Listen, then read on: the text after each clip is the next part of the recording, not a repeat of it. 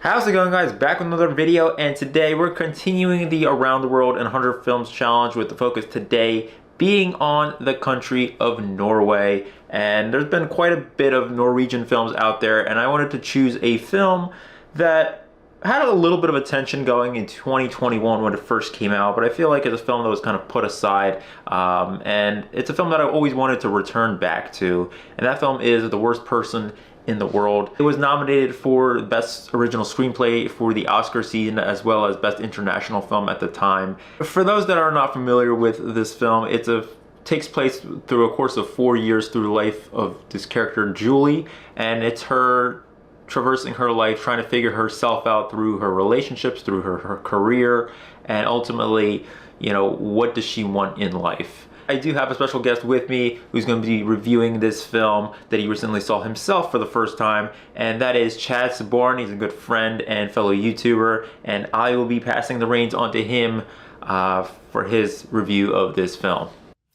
Hey everyone, so first I want to say a huge shout out to Sergey. Thank you very much for having me on your channel to talk about this film, because this is one that I did not talk about on my channel, because when this came out back in 2021, I unfortunately missed it in theaters, and I kept pushing it back until, honestly, a couple months ago when the director's next film, Sentimental Value, came out. And I'm glad that I finally saw this film and that I'm able to talk about this film on Sergey's channel, because I quite liked it. I thought it was really good. The word that kept coming to my mind while watching it was organic. The characters, the acting, the dialogue, everything feels very seamless. I felt as if I was a fly on the wall watching these characters go about their everyday life. And I also think that the structure of this film is very unique. The last film that honestly used this kind of structure was Suspiria, 2018. Most films have a 3-act structure, so the fact that this film has more than 3 acts is something that I really appreciated. And, I'm a sucker for films that have like multiple chapters or multiple acts in a film, so I really liked that approach. But I also think that this film is quite relatable. I feel like anyone at the end of the day can relate to this film, even though the main character, some people might argue, is not likable, but I would dare say that there are a lot of people in the world like this character. And at the end of the day, we are all flawed. We all have issues, and there are going to be people that like us, people that don't, people that feel indifferent to us. And I really do like it how, art house films are able to really capture that. And I think that this is one of those art house films that does a good job of that. I also thought that this was a very well shot film. I loved the colors, I loved the lighting, the camera movement. It's a very well put together film. And I also thought that it was deeply moving with what they did in the last part of the film. I also wanted to give a huge shout out to the psychedelic scene. I thought that was really effective in terms of the editing choices, the sound design. Definitely a memorable scene that really stuck out for me in terms of the memorabilia factor of this film. Would I watch this film again? 100%. I think it's very good, and honestly, over the course of time, the last couple months, I've been thinking about it more and more, and I definitely will say I highly recommend you check out this film, and I'll personally be giving it a 4 to 5 star rating. Please check this film out. It is on Criterion. You can get the Blu-ray. Sentimental Value, the director's follow-up film, I would also highly recommend, and I do think that in many ways that's a companion piece to this film. So highly recommend watching both, but of course this is the review for Worst Person in the World, so please check out this film. It is a little bit long, and I feel like some people might be turned off by the length, but I do think that if you go in with an open mind and actually give this film a chance, you'll really like it. Because for me, I didn't know anything about this film going into it, and I was pleasantly surprised by just how good it was. So that is my quick thoughts on Worst Person in the World. Sergey, thanks again for having me on the channel, and I will kick it right back to you. Thank you, Chad. I'm really glad that you enjoyed this film. I do think it is a bit of a slower burn, so that you need to have some patience with it. But it's an incredibly personal and touching film. When I first saw it, I don't think I really appreciated its messages and the characters. I mean, we were going into a movie that's called The Worst Person in the World, so you kind of have to expect that these are not going to be the most likable characters. And when I first saw them, I kind of was just like cold to all these characters. But this time around, when I had seen it and just like experienced the journey with these characters, I understood them, and I felt their loss, I felt their struggle in life, and I felt sympathetic towards them. And we have one character that is in his 40s, and he's ready to start his life.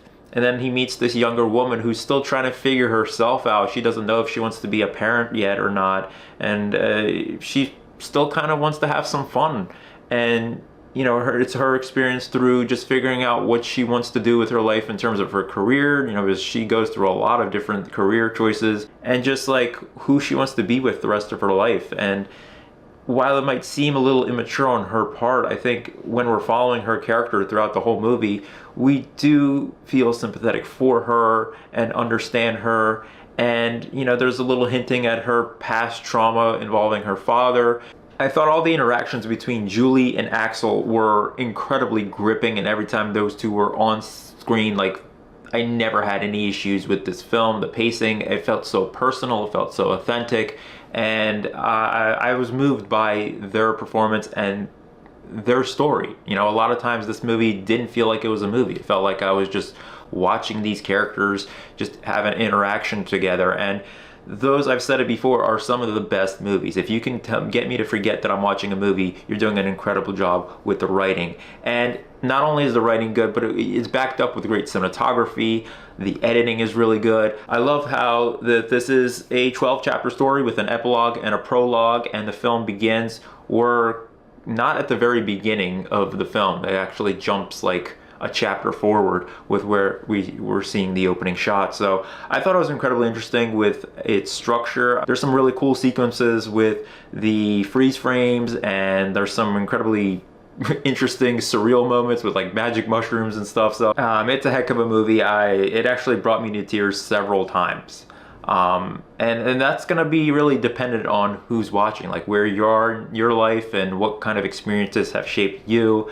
That's going to determine how much you enjoyed this film and how you relate to these characters. But I thought this was a super relatable film and one of the most human films I've seen out there. And with this movie and the film from last year, Sentimental Value, these are all just really gripping and emotionally stirring films that I really love experiencing and seeing their story and seeing the life of these characters that were just like being thrown at for 2 hours. Like we're experiencing their entire life in 2 hours, and it feels so authentic. I mean, that is so hard to do, to sum up somebody's life or their experiences, in this case 4 years worth of experiences, into a 2-hour runtime and make it feel so organic, make it feel like it's flowing naturally. So this was very impressive for me in this film, and I'm going to be giving The Worst Person in the World a 4.5 out of 5-star rating.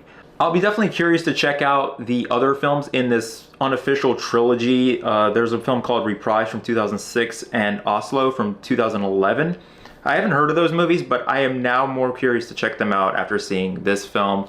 I want to thank Chad for being on this channel. I always love being on his channel, and it's great to have him come onto my channel to do this review and this series.